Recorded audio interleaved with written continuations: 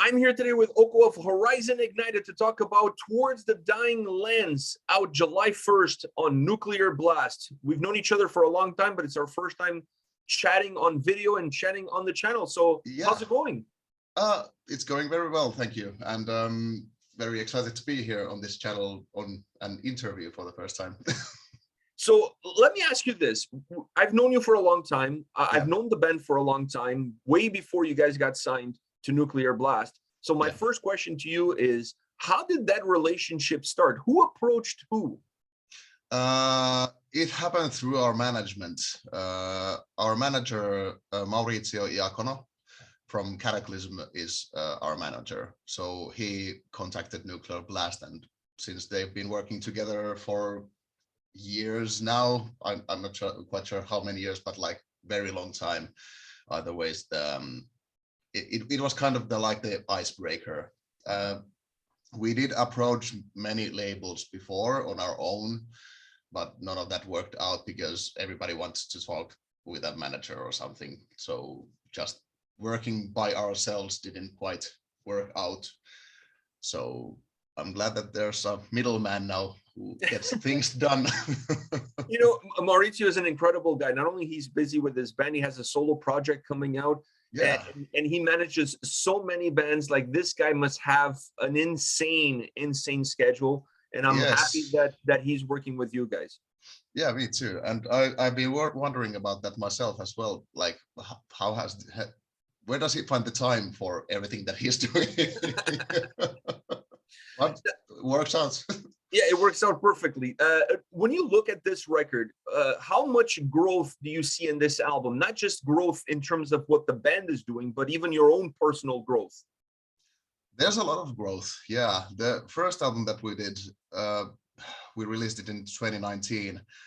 It was like very much like an experimental thing for us, all of us, because none of us had done very much like any recordings before. It was we did a lot of firsts around that time with this band, and in music in general, things that we've never done before, like playing outside of Finland, for example. That was something that we didn't quite imagine happening that soon, but it was wonderful. And on the second album, it's a natural continuation for the first album. There's the same basic elements that we had on the first time around, but it's more refined, more dynamic, and taken a few steps further. So we have continued to do the same thing with the second album that we did with the first, but just making it better. And bigger. Yeah, exactly. Was that the goals that you had in mind for the record beforehand, or is that just something that kind of happened more organically as you start putting the record together? I think that it was kind of 50-50, I guess. We did think that we should like keep on going with the same kind of style, at least. Like, we weren't going to do any radical changes, like we weren't gonna release a hip-hop album or anything. But yeah, it just felt natural to do that as well. So why change it? This record feels, it works. Yeah, this record feels very dynamic. It has a great flow. Being 39 minutes in length definitely helps that flow. Were you guys conscious of the time of the album? Was that something that you wanted the album to be compact, or it's just? No, it just kind of happened. Yeah, it just kind of happened like that. I don't recall, at least, any of us thinking that how long is the album going to be or anything. Like, we just had 10 or 11 songs ready to go, and we were like, well, let's do it. Let's record them and see how the whole album goes out. And thankfully it came out pretty good. Yeah, it did. One of the things I mentioned, I haven't posted my review yet, but one of the things that I mentioned on my review about this record is that, or about the band, is that Horizon Ignited is a melodic death metal band, but it doesn't sound like your traditional Finnish melodic death metal band. Yeah. Is that something that is important to you guys, so you can separate yourselves from the 1 trillion melodic death metal bands that happen to be from Finland? Yeah, it is important, of course, like because if we did the same thing that everybody else would be doing, how would we get recognized? Like there's nothing to separate us from the group. But now, since we're kind of doing our own thing, I'm not saying that we're completely unique. Absolutely not. Like there's a million bands in the world. So there's a lot of bands that do the same thing that we are doing, but it helps us as a Finnish band to do something a little bit more different than what other Finnish melodic death metal bands do. Like we bring a lot of metalcore elements in our music as well, and classic old school heavy metal stuff, and what else, like even Rammstein is a influence in some ways. So there's a lot of stuff going on, and I kind of don't even see ourselves as just a melodic death metal band, and I kind of enjoy being in somewhere in the middle of all that genre thing. Like we have this own thing going on, and I like it. Yeah, you guys kind of have this own thing happening within a much larger umbrella. I mean, when you listen to Horizon Ignited, you could still hear that the roots of the sound of the band are Finnish. There's a Finnish sound that's very particular to bands from Finland, and that's still there. But you guys just kind of branching a little bit off into other areas that allows the band to have a little bit more of a unique experience. And I think that's the right formula for any band coming out of Finland. Otherwise, you just get lost in the forest of, like I said, 1 trillion other bands, you know? Yeah. One other good example of bands that do kind of like their own things, but you still hear the Finnish roots is Atlas. They are very, they do that very well as well. Like it's not melodic death metal at all, but you still hear the Finnish touch there. Yeah, and they also have that hybrid sound, which is not metalcore. It's not melodic death. You're not really sure where to put them. Yeah, they even have some doom metal elements there. Yeah, they do. Like on the latest record, they had like a whole acoustic song. So it's like they do all this crazy shit. And you don't know where to put them, but you could still see the Finnish in them. Exactly. And I like it very much. I like it very much. I agree with you 100%. I like that approach. I think it's important from bands, specifically from Finland, to kind of break a little bit away from the more traditional sense. Yes, because every time you hear somebody mention Finnish melodic death metal, you think immediately like Insomnia, stuff like that, you know, and we sound nothing like that. But still we are considered to be melodic death metal, a Finnish melodic death metal band. So I don't know how genres work. And that to me it's the key thing, because you're right. When people mention that genre coming out of Finland, people think Insomnium, like it's one of the first one that comes up. And you guys are nothing like Insomnium. I mean, not even close. But there is still some traces in there. There is still some roots that are common to all the bands, and I think that's important. I think that like it's the similarities are in like the feeling and the atmosphere, but not so much in the songs, like the melodies or something like that. I agree. It's more in how you feel towards the song, less about how the song actually sounds. Exactly. I see that as well. Now, when you look at the sound on this record, is this album sounding closer to what you want Horizon Ignited to be, or do you feel like there's still so much room for you guys to grow before you get there? There's a lot of room to grow for many directions. I'm not really sure what I want the ending sound to be, so to speak, and I'm not quite sure if I even want to know what is the final sound of this band. I want to keep evolving and doing different things to keep it interesting for myself as well. And this is close. I would say this is close, but there's other stuff that could be done in the future, and we are already working on some songs with the for the third album, and it still has similarities. Like we still keep on going with the same kind of boat that we are on right now, but it's a little more, how to say it, Well, maybe I shouldn't say anything yet. It's different. It's different. Yeah, but don't spoil it. Don't spoil it. Yeah. I have to put you on the spot. Maybe people watching this know, maybe they don't. But Marcus from Omnium Gatherum and Insomnium, he's your brother-in-law. Yes. And you guys have a band together. So did you reach out to him at any point during the making of this album, either to help you with something that you were stuck on? From a business point of view, he's been around for a very long time, so he knows the business really well. Is he a sounding board to you? Is he more than just your brother-in-law? Yeah, he actually helped a lot with like the business sides of this band. When we started out, we had no idea what we were doing. we had no contacts to anywhere. We didn't know anybody. We didn't know how anything worked. We didn't know anything about how to like approach any like companies or like labels or managements or anything like that. So when we started to like send our BOs and stuff, ask for managements, and we got some offers, I always like kind of asked Marcus if like, does this sound good? Like, would you do this if you were in my shoes? So he helped like a lot, and the whole band owes him a lot for that. Yeah. Are you guys going to have him on a song in the next record, on a doing a solo for you guys or something like that? Well,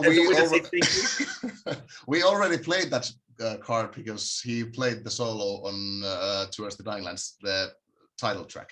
Oh, already. He's the one doing the solo on that track. Yes, he's the one doing that solo. Yeah. Oh, so you guys already used that card. Yeah, we used that card already. So no, I don't think that Marcus will appear on the third album. Well, I'm not gonna say he won't, but like I doubt it.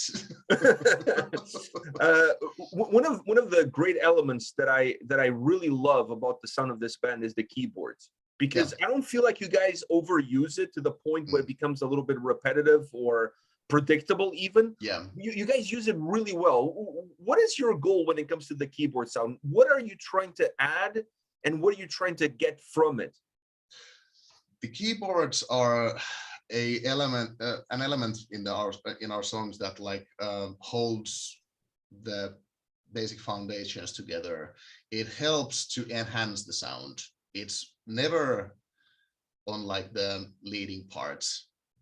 Well, again, I won't say never, but like we have been increasing the keyboard parts and even lead parts for the keyboards, but I don't think that we will ever like do any crazy over the top keyboard Children of Bodom solos or anything like that.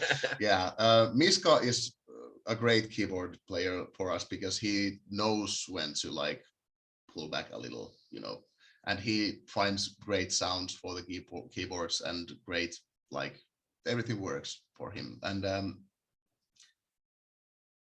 I guess the goal is that it just supports the rest of the music. Yeah. And to be honest with you, I think that's why it sounds so good. Yeah. So many bands these days are putting the keyboards so much up front ahead of everything else that it kind of dilutes the sound completely. And I thought you guys did such a wonderful job to find that middle ground where you could hear them, but they're not necessarily in your face all the time, you know? Yeah, I think we will be adding more keyboard stuff in the future, but I don't think that we want to overdo it, like you said. One thing that I think you should always overdo, and that's your vocals. It's one of the high. It's incredible, you know. You sing in a black metal band. You sing in Horizon Ignited. You sing in other bands. You have an incredible range, and I felt that on this record more so than on the debut album, you really use your full potential and you don't hold back. It feels very natural. It feels very relaxed. What part of your range do you feel more comfortable in, and what part do you feel it needs a little bit more work? That's a good question. I think like I feel most comfortable in like the low death growl parts, maybe even the higher growl stuff as well. But yeah, I'm not saying that I don't feel comfortable doing like cleans or something. Like I've always being singing as long as I remember. And I love singing clean vocals. I want to include both elements. And I think the part that most needs refinement at this point are like the very high-pitched squeal screams that I do in some songs for a couple of times. That is something like I've been working on, and I want to do more in the future. And I'm practicing all the time. It's interesting that you say this, because I thought your clean vocals on this record were outstanding. Oh, Outstanding, like really outstanding. There's some songs that you get goosebumps because it's not just how you're singing, is the tonality in your voice. You have a very nice tone, a very earthy, warm sound that when you're doing those clean vocals, it really gives that melancholic finish touch to everything else around it. So I'm surprised that you went with the harsh vocals, because I think your clean vocals are phenomenal.